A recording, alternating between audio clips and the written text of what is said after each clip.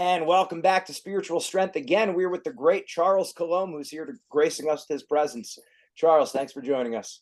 Well, great to be here, Gene. Thanks for having me. Absolutely. So the feast day of Saint King Louis the Ninth, draws nigh this week. So I thought, I don't know much about him, so I thought, who better to have than you, sir, on the show to give me some more background about his history. Well, he was an extraordinary man. He was born in 1215, and he became king when his father, Louis VIII, died.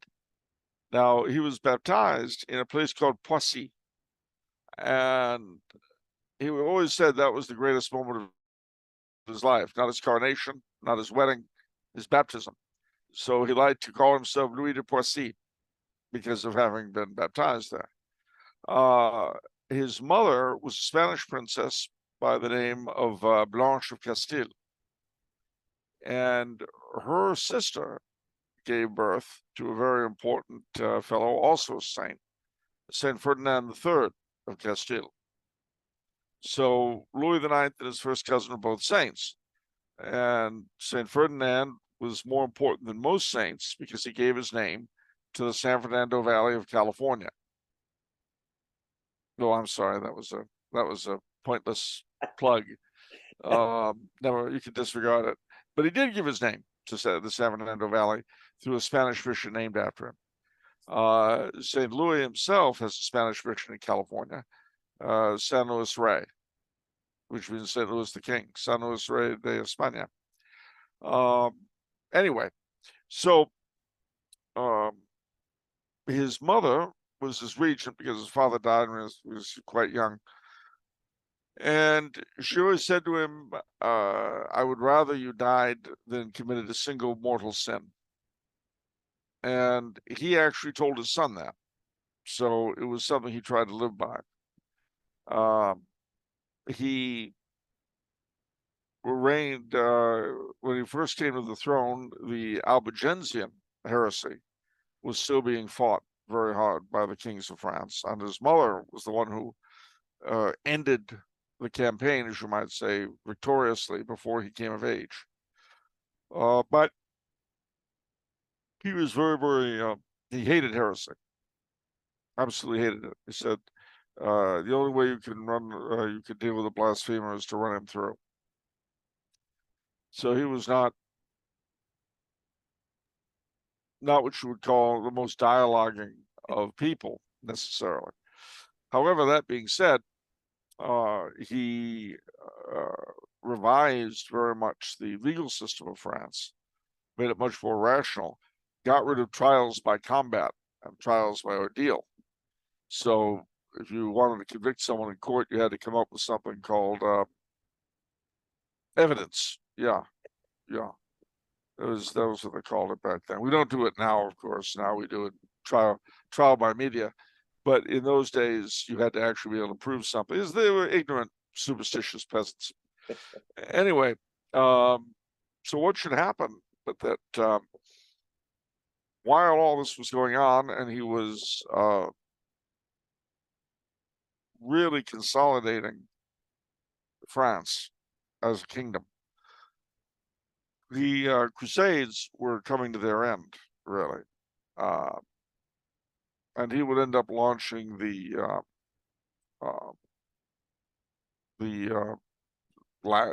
penultimate and the last Crusades. The 1250s, was it? I'm terrible with dates. I don't have notes in front of me. But suffice to say that he built a port in the south of France called Aigues-Mortes, and he led a crusading army. They thought they would do something different this time. Rather than landing in Palestine, where they were being awaited, they figured they'd land in Egypt and march in from the, he hoped, unprotected south. Unfortunately, the time of year he came, it was during the Nile flood, and it was very hot. So he and his men were trapped and captured. But the Muslims were impressed by his valor, so they released him, and he and his men moved on to Jerusalem, not Jerusalem, but to Accra. They did not retake any territory, but what they did do, what he did, was consolidate what was left of the Kingdom of Jerusalem, and again regularize their administration, do the kinds of things that he had done in France. Went back home. Amongst other things he did, he was in 12. Again, I don't remember the year exactly now. But the Latin Emperor of Constantinople, you remember the Fourth Crusade went crazy and took over Constantinople and put in a Latin emperor. Well, some decades after this, the then Latin emperor was in debt up to his eyebrows to the Venetians. And the collateral were some very, very important relics, including the crown of thorns. So King Louis paid off the debt of the Byzantine, or not the Byzantine, Latin Emperor of Constantinople, in return for the instruments of the Passion that included the crown of thorns that were being held. To house them, he built an incredible building, which is still to be seen today in the middle of Paris. On the it's now surrounded by the law courts, but the building was the royal palace once, long, long ago. It's called the Sainte Chapelle, and it's one of the masterpieces of Gothic architecture in the world, and certainly in France. He also built a similar building at the Chateau de Vincennes, just outside France, outside Paris, rather. So St. Louis was a very active builder, very active consolidator of the realm. His brother Charles III would become the first capet or member of the House of Anjou, because that was what they called his descendants, the Anjou, the Angevin, to be king of Naples. And then his son, Philip III, he was very solicitous of the upbringing of. Well, in 1270, he thought he would try once again to liberate the Holy Land. But this time, instead of going to Egypt, he tried something else entirely different, and that was to go through Tunisia overland. Unfortunately, we won't know if he would have succeeded, because he got dysentery and eventually he died. And then they brought his remains home, and his relics, of course, the largest part of them went to the great Abbey of Saint Denis, north of Paris, which was like Westminster Abbey for the French kings, in the sense that that's where they got buried. It's not where they were crowned, but it's where they got buried. And until the Revolution, St. Louis was entombed there. At the Revolution, the revolutionaries smashed the tombs open, and they scattered the bodies around of the French kings. But members of the government ordered the statues preserved from the tombs and taken away for a bit to a museum. The bones were all pushed into an ossuary. And then after the restoration, all of the statuary was brought back to the abbey. You can't, of course, know where any of the kings are precisely, except behind this big wall. Behind that wall are all the bones of the kings of France. I guess today with the DNA, they might be able to sort them out, but yeah, colossal job. But that's also where Louis XVI and Marie Antoinette ended up being entombed, because they had been buried in a spot after they were both murdered. But when they had the restoration, they were fairly easy to find. People knew where they were, and so they were dug up and brought to Saint Denis. So if you go there north of Paris, you can see their remains. Well, you can't see their remains, you can see their graves. Interestingly enough, Louis XVI's little son, the Lost Dauphin, after he died, his heart was used by an artist to make paint. But most of it was saved, dried out, and they were able to determined that it was the heart of Louis XVII by the DNA again. And so it was entombed at Saint Denis about 10 years ago, after a mass and ceremony and all that. So, in a very quick nutshell, that's the story of St. Louis IX. They built a big basilica in his honor in Tunis, close to where he died, when the French were running Tunisia. And then after independence, it became a mosque or something, a library. I forget, it was deconsecrated. So, at any rate, that's the story of St. Louis. And hated heresy. Oh, yes. Another hammer of heretics, which we should all hate heresy. Yeah, I'm sure he would be considered Richard today. That's right. Okay. All right. So now then, to skip forward a few more years, and some of the other King Louis. Think about the kings that were alive during the time of the prophecy or the warning of with Saint Margaret Mary, where our Lord said about the Sacred Heart, about consecrating France to the Sacred Heart of Jesus. Talk about them, Louis the 14th, the 15th, and the 16th, their personal sanctity, the good, the bad, the ugly. All right. Well, about, I guess, 3 or 4 reigns after St. Louis IX, the main line of the House of Capet died out. And it was replaced with the next senior line, the House of Valois. In the late 1500s, the Protestant revolt had broken out in France, and it was horrible. It was really, really dreadful. And the last Valois king, Henry III, who had no children, he was fairly incompetent. The head of the Protestant party was his cousin, Henri de Bourbon. And then there was the leader of the Catholic Party, Henri de Guise. And this civil war, as a result, was called the War of the Three Henries. Well, at the end of the War of the Three Henries, both Louis the King and Louis of Guise were dead. And the Bourbons were the next senior branch of the house. Henri knew that he could not really rule as King of France as a Protestant. Now, the supposed saying he had, "Oh, well, Paris is worth a mass," is actually not true.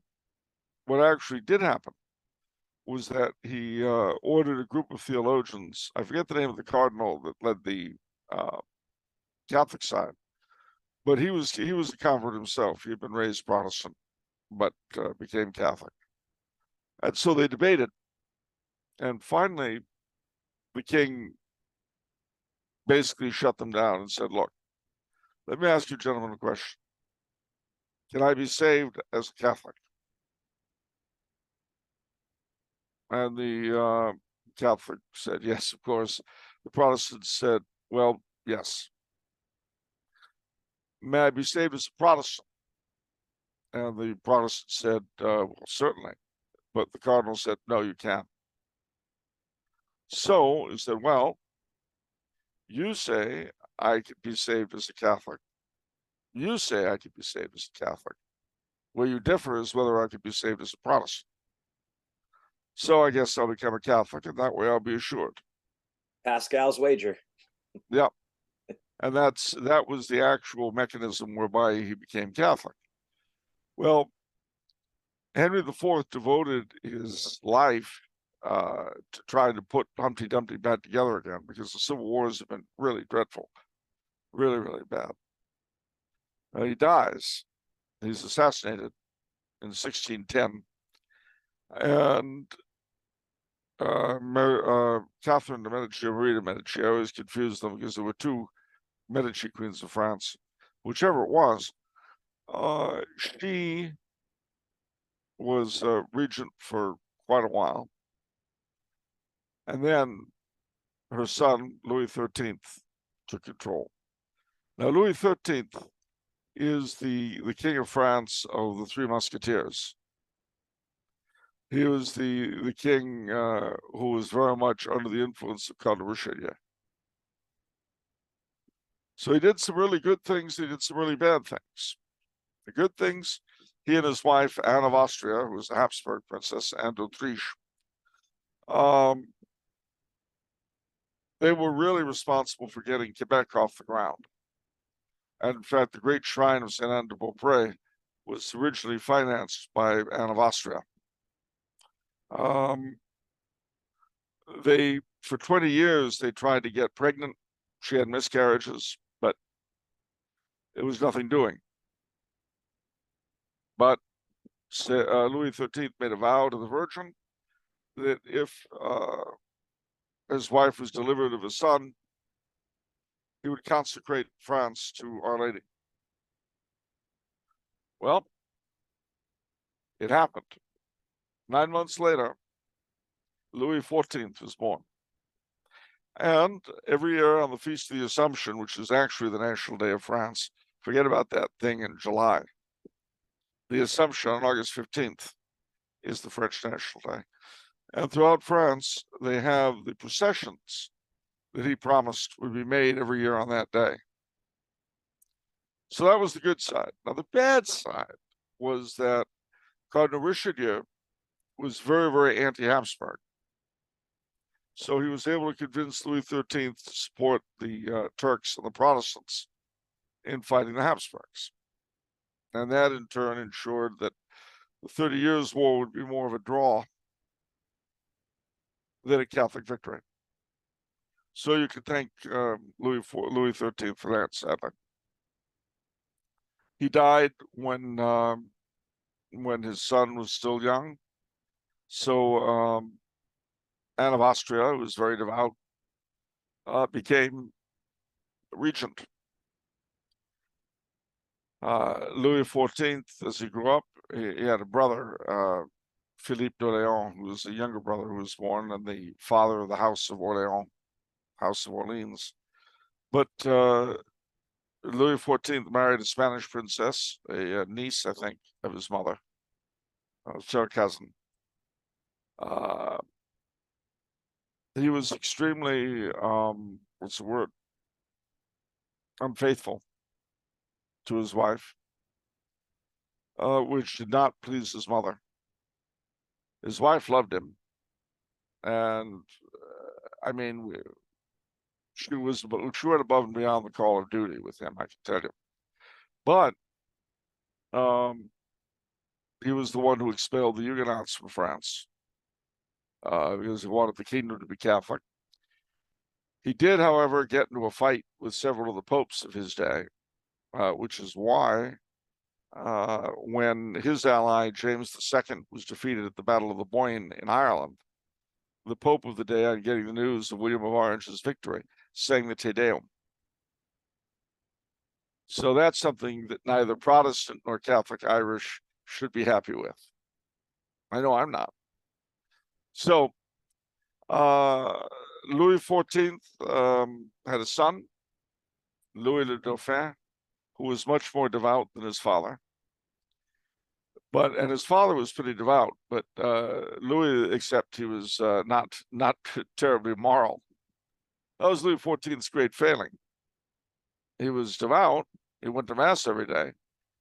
But when it came to matters of the bedroom for most of his life, he was kind of elastic, shall we say.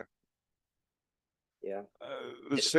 He was devout. Did he have any particular devotions? He said he went to mass every day. He did. Well, he was very devoted to Our Lady of the Assumption. And he also to St. Joseph, to whom he privately consecrated France. But make note of that, privately. Not publicly like his father, yeah. And keep that in mind, because he is presented with the demand that France be consecrated to the Sacred Heart. He didn't do it. There are a number of theories, did he actually see the request? And if he did, why didn't he do it? The likelihood is he was afraid, as with his own private consecration of France to St. Joseph, that it would somehow take away from his father's consecration of the kingdom to Our Lady. That's the guess, but nobody knows for sure. Anyway, so his son, the Dauphin, dies, but the Dauphin had a son, and he died, also called Louis. Both very, very devout, married to devout ladies, both died. And so Louis would reign from 1650 something to 1713, 1712. It was the longest reign of a European monarch in history thus far. Even Queen Elizabeth didn't quite equal him. But as a result, when he died, his successor was not his son, not his grandson, but his great-grandson, a little 5-year-old boy who became Louis XV. Louis XV's regent was his uncle, Philippe d'Orléans, the brother of the king, who was not the best of administrators, not the best of rulers, and led France into some really useless misadventures. Louis married an extremely devout Polish princess named Maria Leszczyńska, and it's interesting that her father would become instrumental in the spread of the devotion of the Sacred Heart, as did his rival for the throne of Poland, Augustus III. They were rivals for the same throne. They fought a war with each other, but they were both devotees of the Sacred Heart. And of course, she tried to get her husband to consecrate France. He wouldn't do it. Well, Why? hmm? Why didn't he? I don't know. He didn't do it. Okay. So Louis XV and Maria Leszczyńska had a son called, you guessed it, Louis. Another Dauphin named Louis. He was very devout. And then he married and produced a son also named Louis. And this Louis, in 1756, as a result of what was called the diplomatic revolution, wherein before Britain and Britain and Austria had been allied against France and Prussia, they reversed. Prussia and England united, allied, and France and Austria, France and the Holy Roman Empire allied.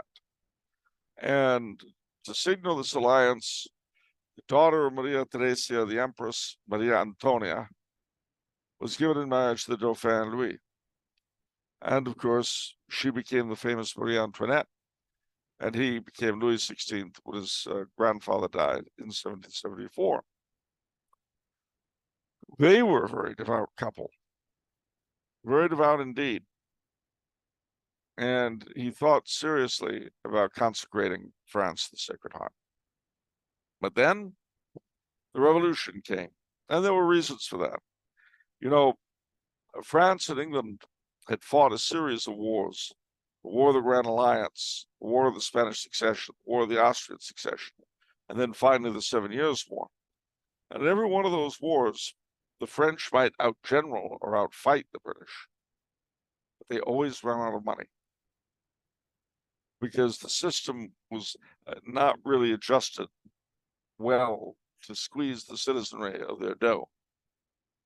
The modern state, you see, was being developed, and Britain was much more modern than France in this respect. They could always get the money out of people. So what would happen is that no matter how much the French would outfight the English, they always ran out of money in the end and had to sue for peace. Well, Louis XVI initiated a whole bunch of reforms, and the result was that he was able to fight a world war with Britain and win. But the effect absolutely bankrupted France. They had won, but it was a Pyrrhic victory. Oh, the name of the war that they won, it was called the American Revolution. I probably should have mentioned that. So it was bankrupted, and France had no credit. Now, they could have put things back together probably if they'd had time. But in 1788, an Icelandic volcano erupted, and wrecked the crops in France, a lot of them.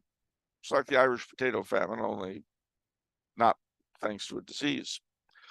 So you had starving people in large portions of France, and in normal times, they would have either bought them grain or opened up the royal granaries. But thanks to the revolution, the granaries were empty. There was no credit, there was no money. So that was why he called first the assemblies of notables and then the estates general. And that would end up opening the door to the revolution. He ended up a prisoner in the temple, and he privately consecrated France to the Sacred Heart and promised that if released, he would make this public. Well, he wasn't. He was murdered, as we know, on the 21st of January, 1793. And then his wife later that year. 2 years later, Louis XVII dies of neglect. His two brothers are in exile, and one of them,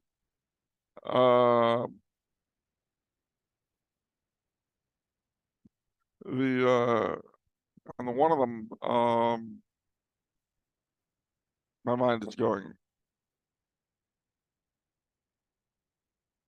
The one of them would become Charles X. So what should happen? But that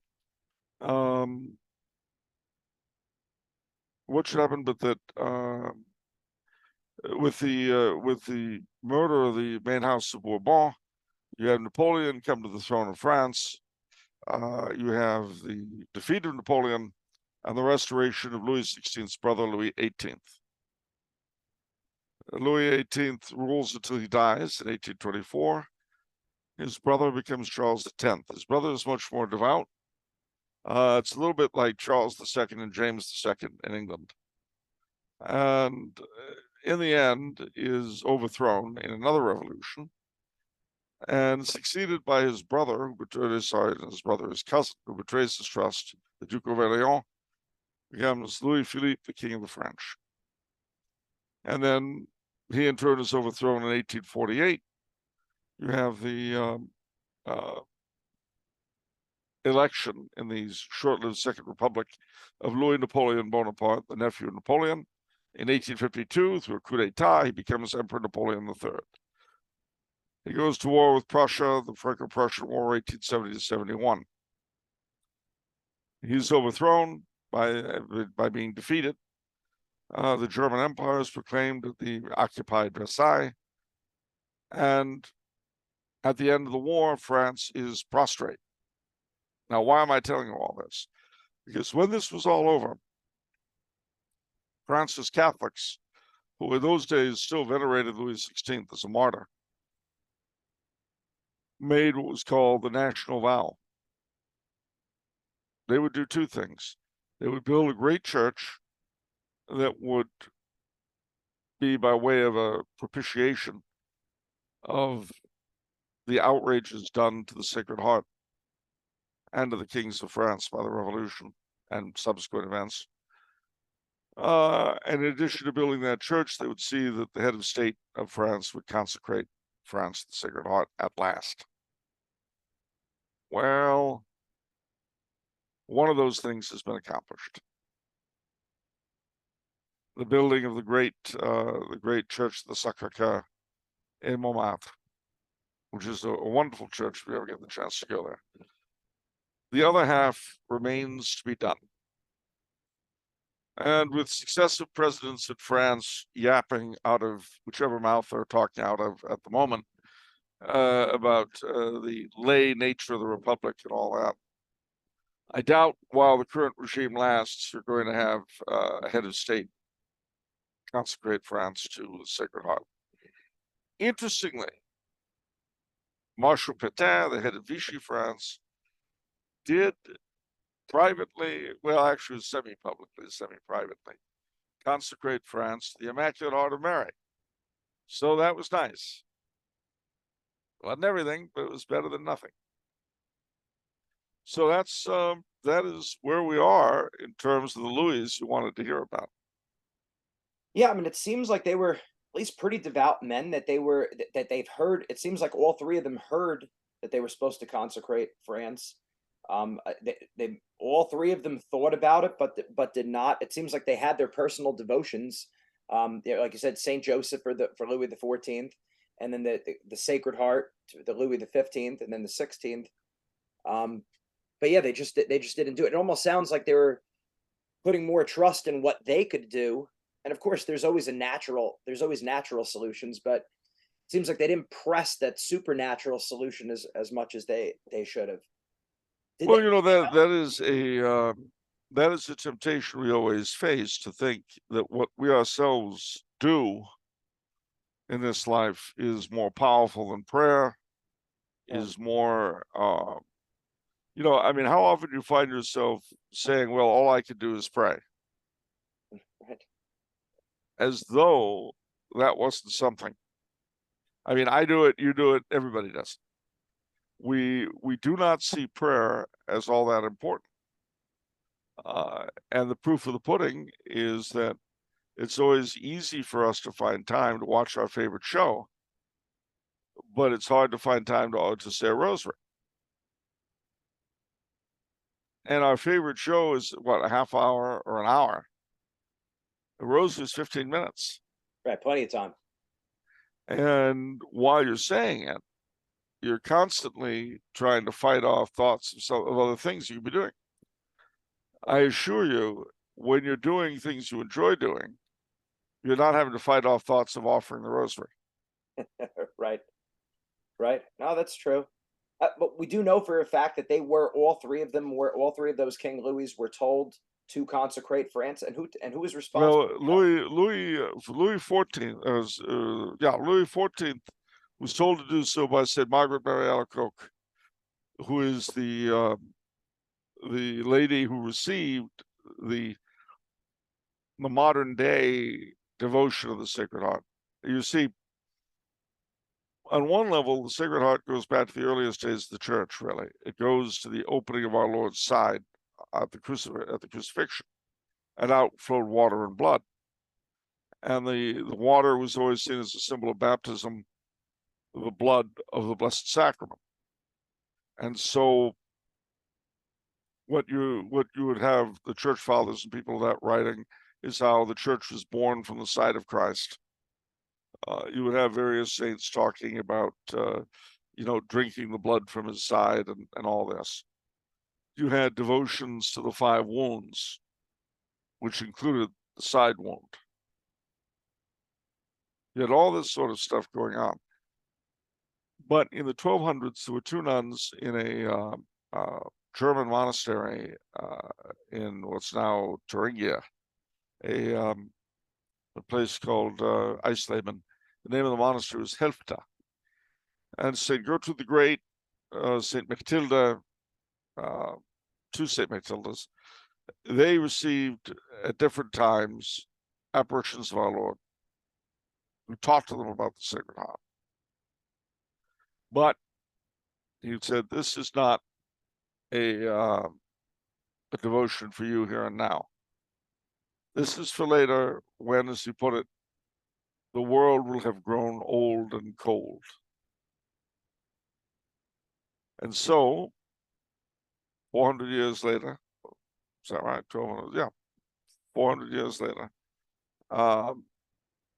St. Margaret Mary Alacoque, a Visitationist nun in Paris-le-Monial, is going about her business, saying her prayers, doing what nuns do when Christ appears to her.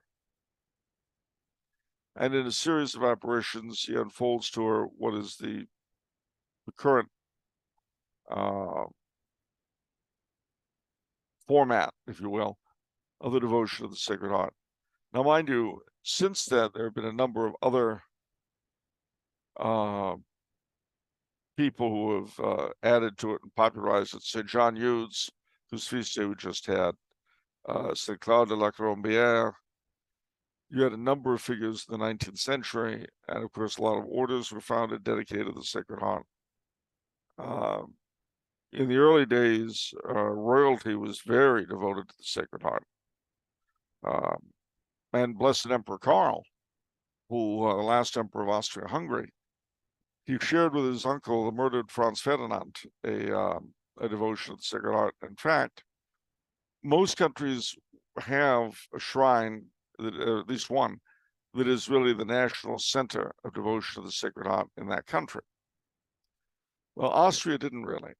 Now, the Tyrol, like the Vendée in Western France, had been an area that fought very hard against the revolution.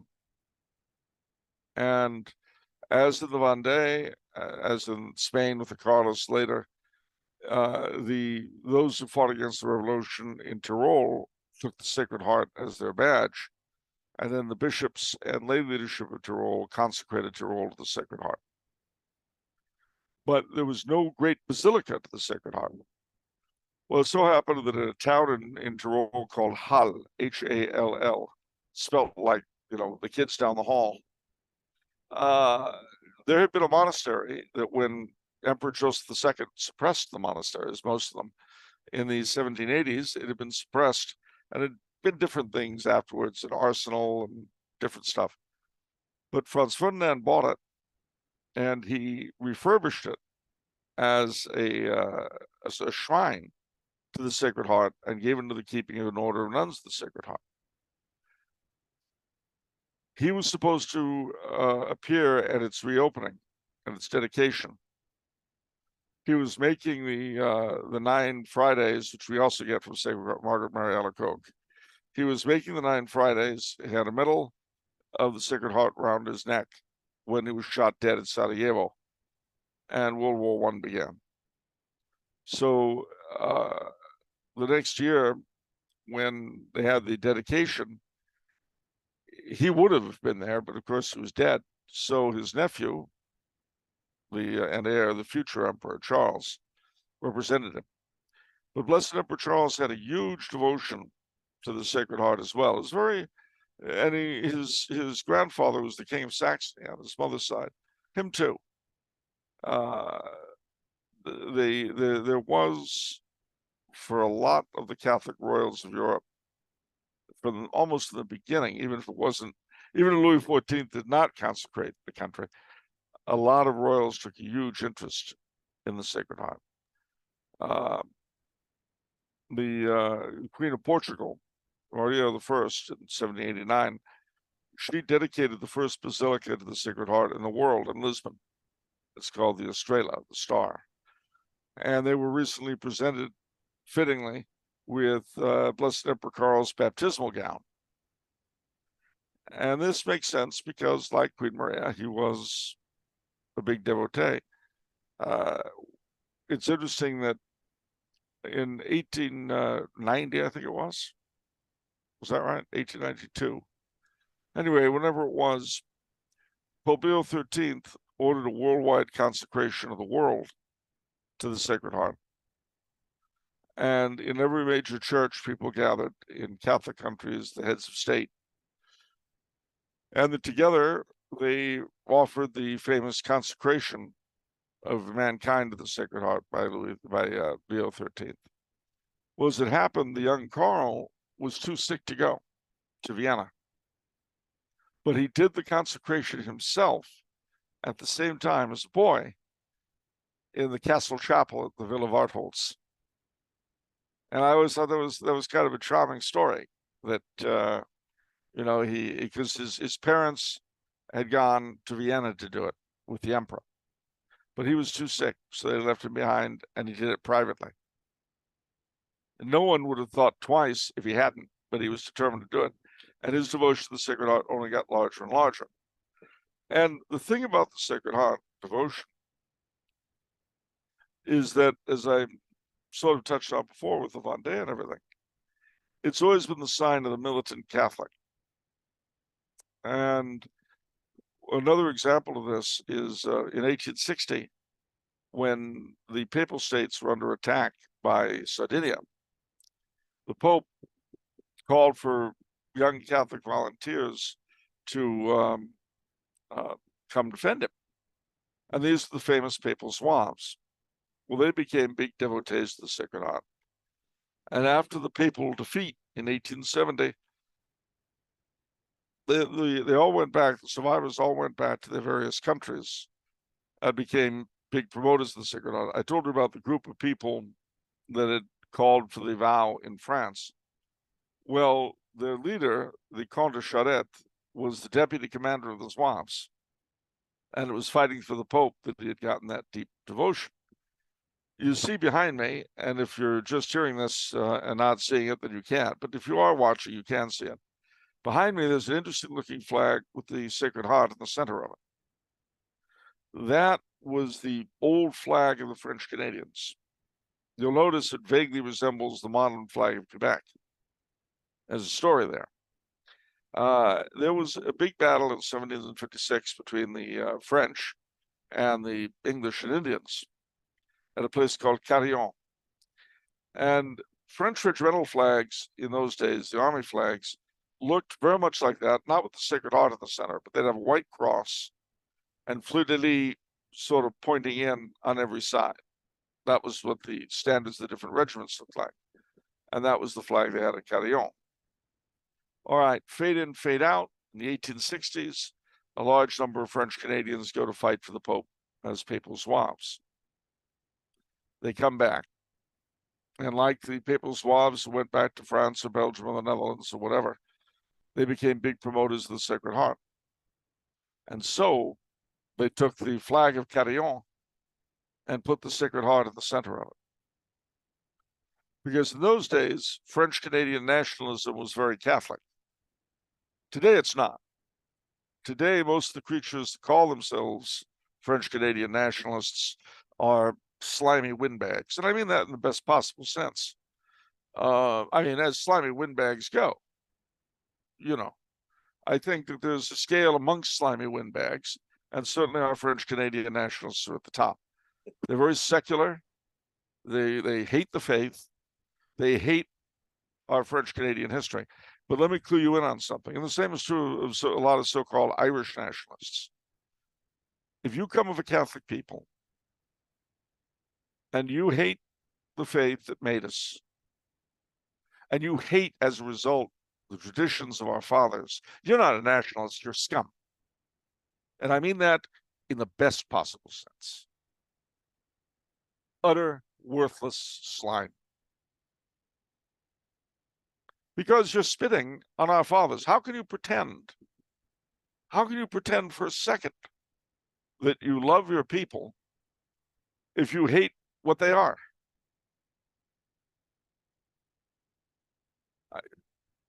So again, I don't care if they're French Canadian or Irish or Italian or whatever.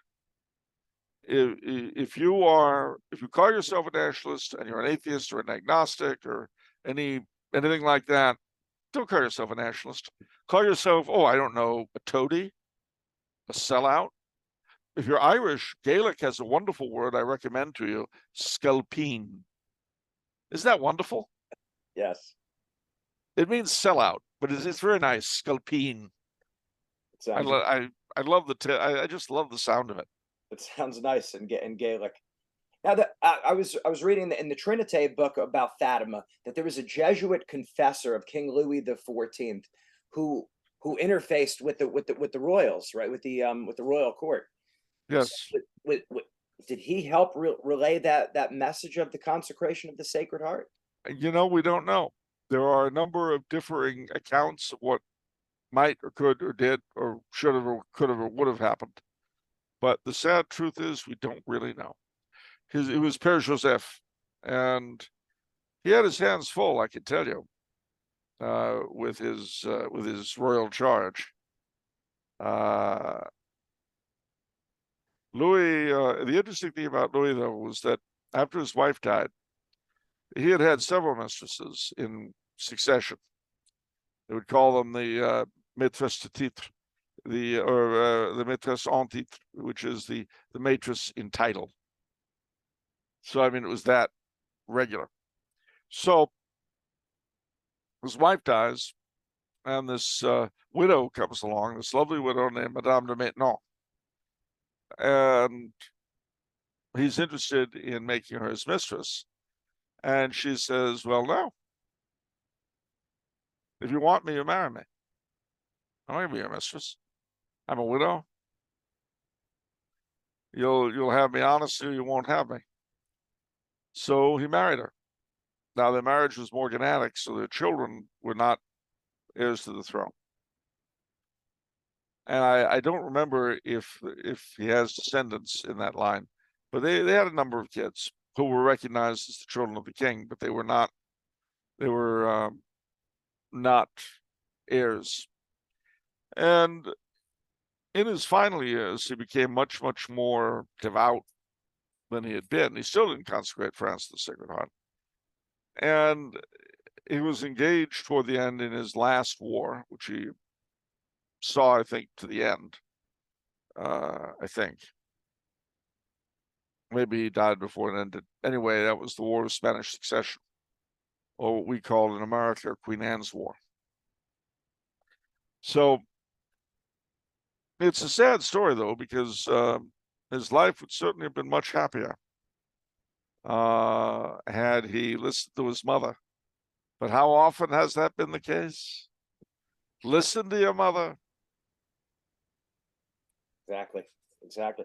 Now, how did these King Louis of the 17th or the 18th century rather differ from King Louis the Ninth? Oh, well, tremendously. For one thing, with the possible exception of Louis XVI, I don't think either Louis XIV or Louis XV were too horribly upset by mortal sin. And Louis XV was quite the immoralist, to say the least. His mistresses, Madame Pompadour and Madame du Barry, again, like his great-grandfather, he had the maîtresse en titre. His wife was very devout. She stuck by him. She loved him, which hard to understand, but love is blind, as they say. The old saying, there's no accounting for taste of the lady as she kissed the cow. But he was not the best of men by a long shot.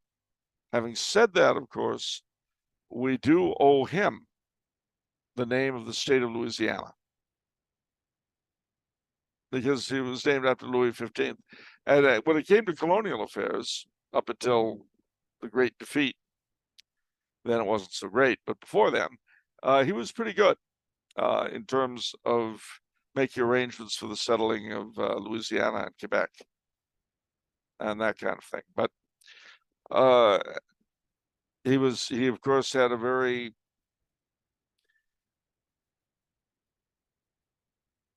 he had a good deathbed. But when you consider how many people he had praying for him constantly, I mean, that's the thing.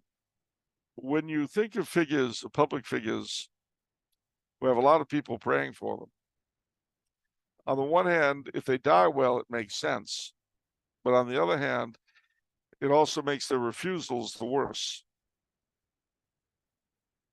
Because, I mean, for most of us, if we had literally thousands of people praying for us that we do the right thing, and we very publicly don't, Yeah, to our that's a little difficult. Right.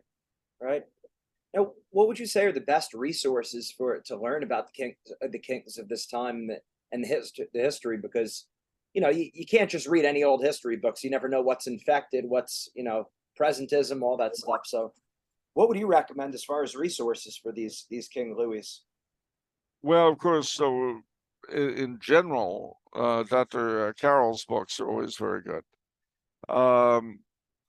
Belloc has written a life, I think, of Louis XIV that's worthwhile. The best life of Louis XVI is called Louis XVI or the End of a World. And the name of the author was Bernard, which looks like Bernard or Bernard, depending on how you pronounce it. Fay, F-A-Y. It's actually F-A-Y umlaut, which in French is Fay. But at any rate, so those are probably the best in English. Belloc, unfortunately, is not really great on the French Revolution. And the reason for that is something that any Frenchman understands. He was a relative of Danton, one of the major revolutionaries. So, I mean, trust me, if I had to write an account of an historical event in which one of my relatives had done something screwy, you wouldn't be able to trust me as an historian either in that section. It's a French thing. I don't expect non-French to understand. Oh, actually, that's not true. I think Italians would understand completely. Right here. Excellent. Thank you very much, Charles. I appreciate it. Where do we send people? What do you have coming up? Anything? Any books, information? Oh boy, where do I start? I'm working on on two things right now. A Life of Empress Zita, which is a companion piece for Dan to my Life of Emperor Karl. I'm also working on a collection of their son's writings, the Archduke Otto writings on the United States, because he spent a lot of time in America and he loved America, but he saw us, I think, for what we are. Let me just say this, simply because you'll find that foreigners generally really hate the country or they love it. And it's easy to kind of scratch your head and wonder why that is. I tell people, if you want to hate the United States, sit down and do a good long story or a good long research into the history of our foreign policy.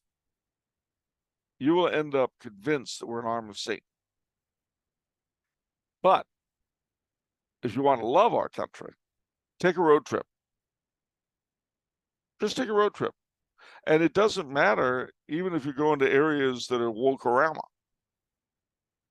You start in Portland, Maine, and you drive down through Massachusetts and Rhode Island and Connecticut, back up to New Hampshire and Vermont. It's some of the wokest areas of the world, but you'll love it. I mean, I wouldn't get into too many conversations, but still, you'll absolutely love the country and the people. So the disconnect in America between what our masters have always done for us as a whole and the way the American people actually are, that disconnect is gigantic, and there are reasons for it. But it's important to keep in mind.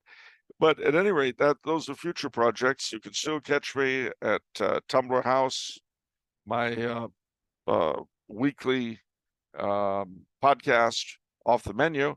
I have a second podcast dealing with historical issues at Virgin Most Powerful Radio. It's called The Never Ending Struggle. You can get that at vpmr.org. You can read my latest effusions at Catholicism.org, the European Conservative, Crisis Magazine, and 1 Peter 5. So, what's that? So your machine. Keep up the great work. Thank you. Well, I'd like to say, and be sure to catch my act at the Log Cabin in Armonk. I'll be there all week, starting on September 5th. Be sure to be there. But unfortunately, the log cabin burned down when I was about 8 years old. Right. Isn't that sad? Boy, unbelievable. Well, make sure you let me know when you're in town again. Yeah, will do. Thanks for being on the show, Charles. Talk to you soon. All right. God bless you, Jade. Take care.